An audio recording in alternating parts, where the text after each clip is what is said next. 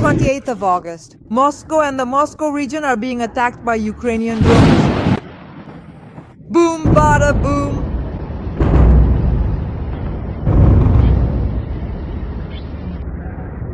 And maybe, by the way, something actually got hit somewhere. Something's burning over there. That's kind of strange. Explosions were heard not far from Vnukovo airport. They implemented the carpet plan there, evacuation began, and strategic airfields are under attack. Breaking news, friends. A series of explosions in Moscow and St. Petersburg. Drones are attacking the capital from very unexpected locations. Ukrainian special services have found out the exact location of Putin's apartment in the Kremlin, and right now it is target number 1. American intelligence agencies give the green light to eliminate Vladimir Putin. He quickly leaves the capital. There is information that the Kremlin might be rigged with explosives right now. A mined Kremlin attacked airfields, drones in the capital of Mordor, as well as in St. Petersburg. The third phase of the special operation Web has begun. We'll discuss all of this with Oleksandr Demchenko right now. I've got a sensation. We've finally lived to see this day. Malyuk's payback for Kyiv. Moscow is on fire. Terrorist attacks in the Moscow metro, terrorist attacks in the Russian capital. Moreover, Shoigu has most likely been eliminated. This is our traditional segment, Sasha plus Dasha, and we're getting started. Top analyst Oleksandr Demchenko. Sasha, welcome. Hello, Dasha. Hello, everyone. Glad to see you. Friends, please like this video. Write in the comments you think. Get started. Putin is afraid for his life. As for Putin's death, he doesn't even dream about it. He's afraid. He doesn't even want to think about it. Putin understands perfectly well. This is the end for him. In other words, he's next, and someone will come for him. Do you really think Putin doesn't have traitors around him? I'm more than sure that half of the Kremlin works for the CIA. He already has a bunch of bodyguards who betrayed him long ago, gave up all his coordinates, all his bunkers, all his secret and not so secret residences, all his apartments, all his rendezvous points with mistresses. Absolutely everyone knows everything. Even without satellites, without the traitor Musk's Starlinks. So they know everything. You asked me off camera, Sasha, who is going to betray Vladimir Putin? I say, his chief bodyguard, the one closest to his daughter. I'm exaggerating a bit, perhaps. Dyumin, the man he elevated, the man he put in charge of Russian defense, the man responsible for everything to do with Russia's border regions, the man who oversees the work of the FSB and several other agencies tasked with protecting the so-called borderlands. Putin's chief bodyguard, Dyumin, his favorite. His former favorite, the head of the Ministry of Emergency Situations, he is already buried. That one wanted to stage a coup and Putin buried him. He went into the mountains and died accidentally. He was holding the cameraman's hand and together they fell off the mountain. That's it, the end. So I think Putin is very worried about this, about the fact that he could be eliminated too. Like the domino principle, everything will collapse. This whole line will fall one after another. Putin is not far from Kim Jong-un and all the other comrades, both in uniform and without. You understand that Shoigu and Gerasimov are just sitting there thinking, damn, this is a nightmare. They're not afraid because they're expecting retaliation from Malyuk, not because they're expecting retaliation from Malyuk. They understand perfectly well, Dasha, that Putin could send the same kind of drone or scooter or something else to them. Shoigu walks around completely frightened. He's already cold and lonely at the top. He told all of us about this on the air of Russia 1. He's cold and lonely at the top. He's afraid. He walks around Moscow now with 14 bodyguards. He hardly moves around the Russian capital. He's been completely stripped of everything. Do you think he's not worried that Putin will get rid of him? He knows that Putin will get rid of him. He knows that Putin will dispose of him at the worst possible moment for Shoigu. He's afraid of that. Gerasimov is afraid. They're all afraid. And Solovyov, who says there will be an evacuation. Get ready, Kyiv. Get ready, Kharkiv, Odessa, Sumy for evacuation. We're just getting started. I don't know where Vladimir Solovyov will be evacuated to which Sharashka, to which prison, but I do know for sure that very soon the third phase of the special military operation will begin, carried out by Vasil Vasilovich Malyuk and the Security Service of Ukraine. And it will be Moscow that has to be evacuated, not Kyiv. And in Moscow, I honestly don't even know what they'll use to launch those drones. Maybe they've already rigged GUM, or maybe they've already rigged the Cathedral of Christ the Savior, or maybe the Moscow metro will go up in fireworks for them. Putin has carried out terrorist attacks in the Moscow metro 4 times. What do we think? That they won't bomb the Moscow metro again? All of this has already been done by these Russian comrades. First, so many of these terrorist attacks, they organize themselves. And second, indeed, the SBU is preparing, and not just the SBU, Military Intelligence Budanov Malyuk. In short, they're preparing a whole series of surprises, because for him, all of this is symbolic. He's really afraid for his own skin these days. He's really lost his mind. By the way, we saw Prigozhin in Israel. You saw those photos too, right, Dasha? I saw them too, yes. So the question is, was that really Prigozhin, and what was he doing in Israel? That's a bit of an off-topic question right away. No, well, that's clearly not Prigozhin. He was killed after all. But there's a man in Tel Aviv who looks exactly like the late Prigozhin, right there, with explosions in Tel Aviv. Prigozhin is standing there, and it feels like he's about to turn around and start striking Iran. But just imagine when they showed Putin that photo, just picture it. Peskov or someone else brings it in and says, look, Prigozhin is alive in Tel Aviv. Can you imagine? He probably had a stroke or a heart attack right then and there. Everyone was already saying that he was having heart problems. I can't even imagine what would have happened to him if he had been shown, if he had seen Prigozhin alive. Honestly, I think that if you showed him Prigozhin every single day, the end of the war, the end of hostilities against Ukraine would come much sooner. Sasha, as I understand it, Rostislav Murzagulov told me that Putin gave the order to Shoigu, and Shoigu carried it out. Against whom? He carried it out at the command post against Prigozhin. So Shoigu was personally at the command post, giving the orders for the elimination and accordingly for the strike on the plane. And then immediately Putin would have had a question for Shoigu. Did he carry out his order? I don't know what exactly Shoigu was supposed to carry out there. Shoigu, together with Gerasimov ran away from the southern military district, from Rostov, because they had sent their negotiators to Prigozhin, and Prigozhin sent them packing. Or rather, not exactly sent them packing, but Prigozhin spoke to them in a gentle manner, since it turned out that these negotiators were also funding Prigozhin. The problem lies elsewhere. Patrushev eliminated Prigozhin in the sky over Russia, and he did it. And it's not me saying this, it's the investigation by the Wall Street Journal. So I don't know about the speculations of certain individuals, but I am more than, well, we already know this from the investigation, where it was clearly proven step by step how it all happened. By the way, notice, where is Patrushev? All the people who were involved in the Prigozhin affair, or were his enemies, like Shoigu, like Gerasimov, or people who tried to help him but then ended up at the wrong door, like Ramzan Kadyrov, or people who eliminated Prigozhin, like Patrushev, they're all gone. They have all been politically disposed of. And some who actively helped by closing the skies over Russia, like General Surovikin, were kept in a basement, had their ribs and teeth knocked out, their liver damaged, and barely survived. Now he's in Africa, laying flowers at some eternal flame near the Russian Federation embassy. And General Spartak was imprisoned, and all those who supported the so-called Gherkin himself you mentioned, they imprisoned some assistant. Gherkin is back in prison again. Well, Gherkin's fate is unenviable. I suspect that Gherkin will be eliminated in the near future. Listen, Putin doesn't need all these extra people in the Russian Federation right now. He understands perfectly well that a black swan with a red crest is just flying over Russia, and he has no idea what will happen next. He understands perfectly well that if Ayatollah Khomeini is taken out, if the Iranian regime collapses, he will have major problems on Russia's southern border, and he doesn't have a backup army. Right now, they're seriously discussing a new wave of mobilization in the Kremlin because they don't have any money. Reshetnikov, the Russian Minister of Economy, told you himself, there's no money. We're in a recession. There's no money. We can't hold on anymore. That's it. It's over. The end has come. So what now? If there's no money, what's the way out of this situation? Let's just send this cannon fodder for free. Anyway, we pay them for 3 weeks and then they end up in the ground for free. So what should we do? And then there will be a huge commotion, a massive blaze in southern Russia. The whole south will be on fire. The FSB, the border of the Russian Federation, will be breached. There will be a breakthrough at the border. Hundreds of thousands will head toward Moscow. So what should we do? The FSB won't be able to handle it. The checkpoints won't cope. Everything will be burning. Well, what are they going to do? Create a second army? But they don't have a second army. Find some forces and resources? They don't have any of that. Everything is at war. Everything is here in chaos. Is there any breakthrough here? There is no breakthrough at all. They have nothing at all. That's it. They're stuck in a swamp. They're bogged down. So what do they do next? Nothing. And that's why for him, he calls Trump every single day, calls Trump. Why does he call Trump crying and sniveling? It's like phone sex for them. That's what I'd call it. They have phone sex. What are they doing? What are they doing at night? He calls him at night after all. It's like a striptease for the poor. Well, what? What is he talking about? Every single evening, every single night, he begs him in tears and snot not to kill, not to do anything about it. And Trump listens to him and says, all right, I'll give you 2 more weeks to talk to him. Go ahead and talk. All right, fine. I'll step aside for now. All right, fine. Let my aircraft carrier stay put for now. While the 3rd aircraft carrier is on its way, I'll postpone the war and you keep talking in the meantime. Call me Vladimir. I like talking to you at night. By the way, can you imagine the scene?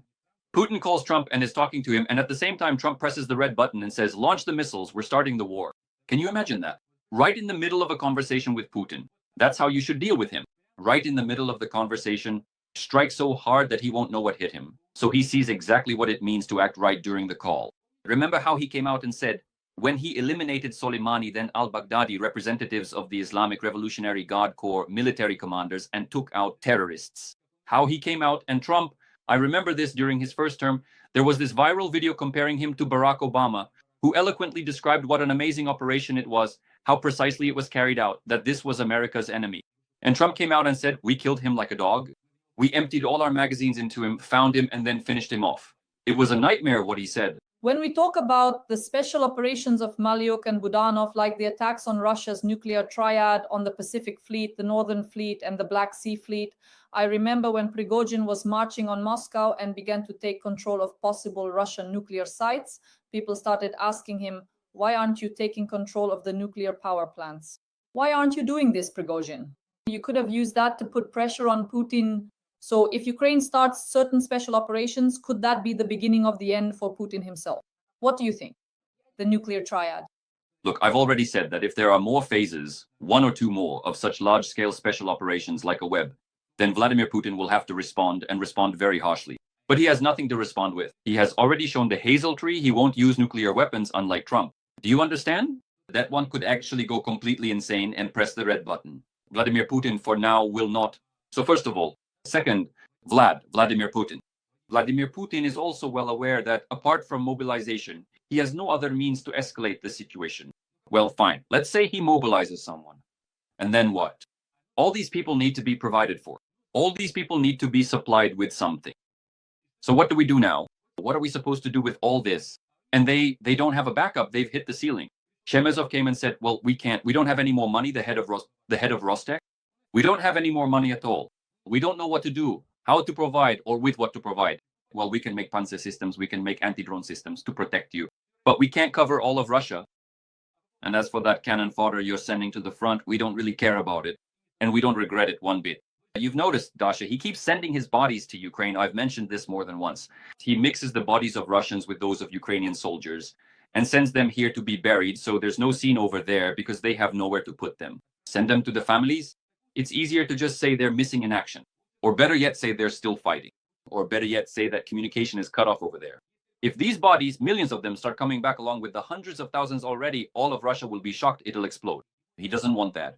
He remembers perfectly well the first Chechen war during Yeltsin's time, and the mothers of conscripts and the mothers of the fallen. There was such an uproar, it echoed throughout Moscow, throughout the Kremlin, and Yeltsin gave in back then. But Putin in this sense has no intention of giving in to the mothers. So what? Is he going to shoot and hang the mothers? He might. But then where will all this go next? In what direction? That's why I'm saying the longer he drags out this whole mess, the more he drives himself into a state of total deadlock. This is the most problematic thing for him because he's just heading straight into a dead end. And there's absolutely no way out of this dead end, whether Trump helps him or not. There is no way out. That's exactly why right now, especially against the backdrop of these terrible events happening, he's doing this. Why is he doing it? He's playing along with Trump. He's showing him, I'm ready for negotiations. I'm ready for Minsk 3. And Trump wants Minsk 3.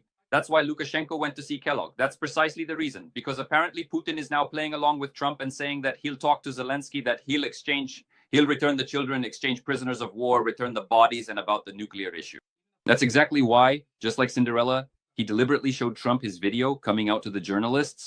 And specifically for Trump, while it was daytime for him and nighttime in Beijing, he was saying that he wants normal relations, an end to the war, and communication with Zelensky. And he's not against ending everything. Why? Trump wants Minsk 3. Trump wants a freeze. Putin didn't want it, but probably, against the backdrop of Iran, he suddenly wanted this freeze in the military confrontation, the war between Russia and Ukraine. Or perhaps he simply did not truly desire it, but rather merely wished to orchestrate some elaborate kind of scene, some subtle imaginary insinuation. And now, significantly, Trump has dispatched Kellogg to Belarus so that Putin would also possess some tangible, certain reason to become fully complicit in all of this unfolding situation. Sasha, about Belarus. Indeed, as we discussed, there is a danger, firstly, of offensive actions from Belarus this fall. Secondly, we didn't mention this before the broadcast, but it's possible that missile strikes on Ukraine from Belarusian territory could resume. Yes, because right now this is being reported by Belarusian railway workers. This is the partisan movement, as you know, which has been active since the beginning of Russia's full-scale invasion of Ukraine in 2022. So these guys are reporting, literally just yesterday they reported, that entire train loads are arriving, and inside these freight trains there are aerial bombs, air-launched missiles, and rocket munitions. Moreover, military aircraft are also being brought in. Russian military planes are being transported to the territory of Belarus. So I do not rule out an escalation. I don't rule out maybe not an attempt at invasion from the north, although even that can't be excluded right now. But at the very least, I don't rule out airstrikes from the north targeting Kyiv and other important strategic Ukrainian cities. Because Putin needs this, and perhaps Beijing does too. We don't really know what the outcome was of the recent talks between Lukashenko and Xi near Beijing. Maybe Beijing also wants this for Lukashenko to get involved in the war. Lukashenko himself does not want this. The Americans have probably received some kind of signal from the Belarusians. That's why Trump sent Kellogg, so that Kellogg could observe how Belarus would be, how Belarus was being attacked from 4 directions by NATO countries. But in reality, the reason is probably just one. Further escalation and the opening of, well, further escalation involving Belarus, the threat from Belarus, from the point of view of the Baltic countries, the farthest flag, the eastern flank of NATO. And on the other hand, perhaps even escalation from the north if we're talking about the Russian-Ukrainian war. That's exactly why Kellogg is going. He won't be looking at any maps. It's not because they want to revive Minsk III, right? Although such proposals are probably still being voiced. But after all, there are no idiots in America. No matter how we feel about what's happening, we need to, remove a bit of the propaganda gloss, because propaganda is coming from all sides. I mean, from America, from Europe, and from Russia, each with its own character. But if we strip all that away, it's clear that most likely we're dealing with the fact that the Americans have once again detected some excessive Russian activity on Belarusian territory and want to slap Lukashenko on the wrist to put a stop to it. Whether they'll succeed or not is another question. What is clear is that American intelligence has detected something, and they're being helped by partisans who are on the territory of the Belarusian state. The question is how all this will end. But I've always said that this Belarusian threat, especially now with the upcoming Zapad 2025 exercises, which officially start in the fall but are already being prepared.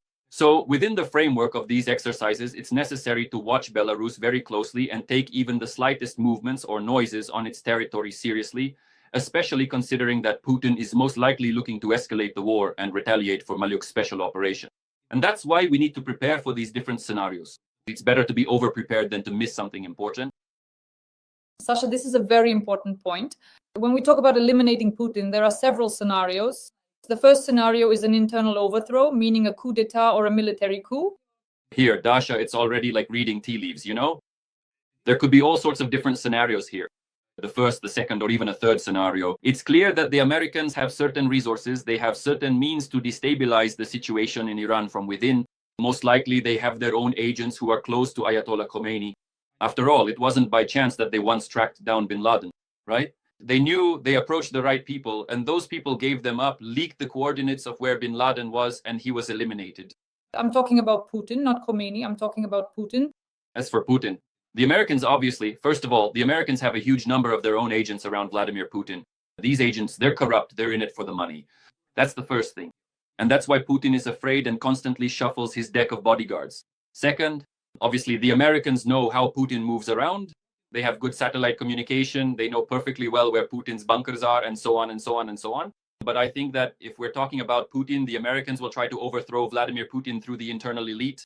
They will do everything to ensure a coup d'etat in Russia to change the government immediately, because they won't want to allow a power vacuum after Putin is eliminated. They need someone to take power immediately so that as they see it, Russia doesn't face the threat of disintegration, which would plunge the world into nuclear shock. I don't believe this would plunge the world into nuclear shock, just as the collapse of the Soviet Union didn't. Nevertheless, the Americans are very afraid of this scenario, just as they were in 1990, 1991. And most likely, if they do anything, it will be the same as what they did starting in 1986, gently nudging the internal elite toward a coup d'etat. One of Putin's daughters spoke, talking about life extension and these technologies. As I understand it, their goal is to do everything possible to ensure that Putin lives as long as possible. But when we talk about the special operations successor in Russia, or about when the elite will change, just recently, for the first time, Putin actually acknowledged the existence of his family, his granddaughter, his daughters. For the first time, he actually said this phrase, my granddaughter is learning Chinese, and so on. This is already a kind of preparation for the transition. And do you think that Vladimir Putin's daughter could become the next president of Russia? No, I don't think so. I don't think Putin is preparing for a transition. I believe that Vladimir Putin actually wants to strengthen his hold on power for as long as possible. First of all, this isn't the first time he's talked about this daughter and this granddaughter who is learning Chinese, considering that he once gave an interview to Vandenko before the war. By the way, that was to a Ukrainian who I believe works at TASS. And he has already mentioned this repeatedly. But Dasha, the question is entirely different.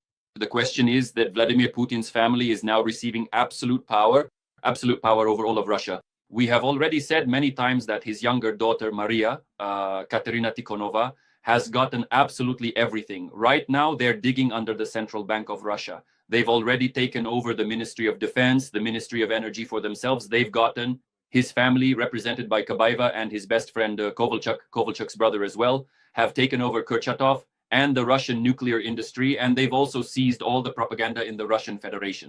In other words, practically everything is now under Putin and his family. The most important security sectors, the most important energy sectors, and so on and so forth. That's why the role of the family has increased many times over. It's likely that the family is already involved in appointments. At this point, only they are involved in appointing various people within the Russian power vertical.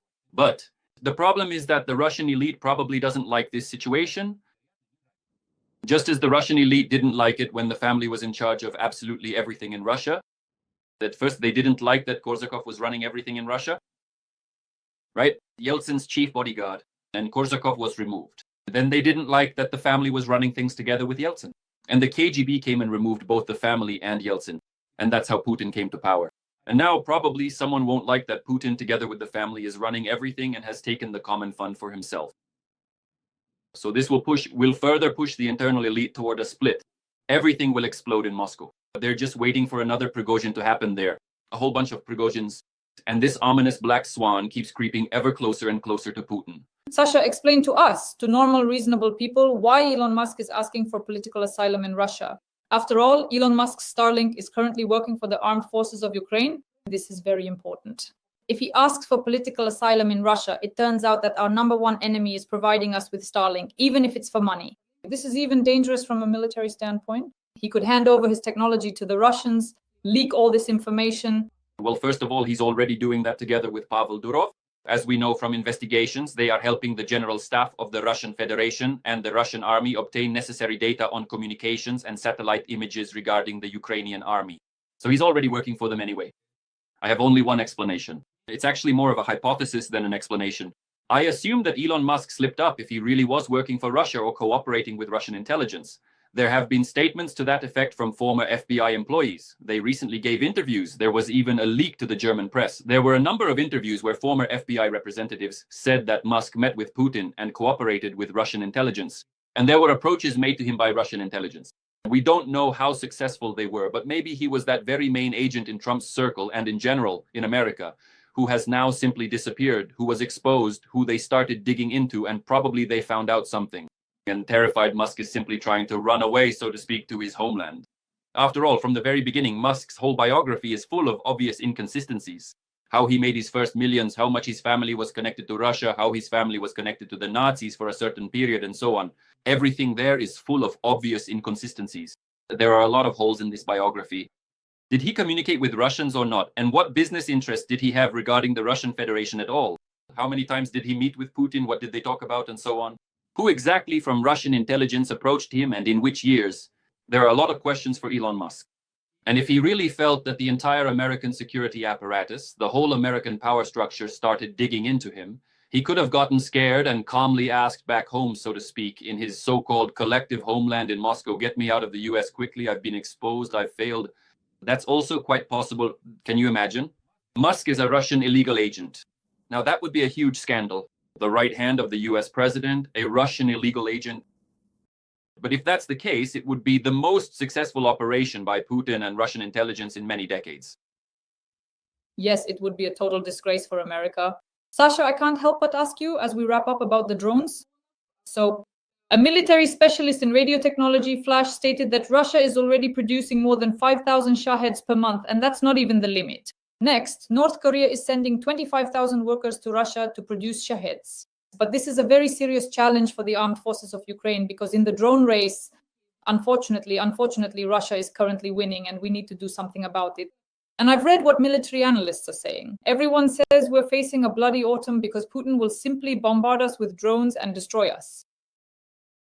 Well, it's obvious that he will bombard us with drones and missiles and try to destroy us. He has no other options because his entire summer campaign will eventually stall. He simply doesn't have enough forces and resources to capture major Ukrainian cities. We know this perfectly well, Dasha. And it's not for nothing that right now both the Ukrainian military intelligence and the armed forces of Ukraine are pounding the Russians' deep rear, destroying railways, logistics, and so on and so forth. We've talked about this many times, but I'm not an expert in drone technology, the military sphere, and so on. I am not a military analyst or a military expert, but what I do clearly understand is that if Putin is taking in 25,000 North Koreans to a factory in Yelabuga, Tatarstan, where the Iranians have built him a facility for producing Iranian Shahed drone systems, it means that Putin actually lacks both the drones themselves and the manpower to mass produce these drones, that Russia is failing to meet its drone production targets. And that's why there's help coming from North Korea. So what is the second conclusion I come to? I come to the realization that Ukraine, without the help of the West and Europe, also won't be able to handle the drone war on its own. This means that Europeans need to speed up, stop dragging their feet, and just start churning out drones. Start producing drones and sending them out en masse. And set up factories on the borders with Ukraine to speed things up, set them up deep in the Ukrainian rear for the same reason, and send a huge number of drones to Kyiv and other command centers so that the Ukrainian armed forces can launch these drones at Russia.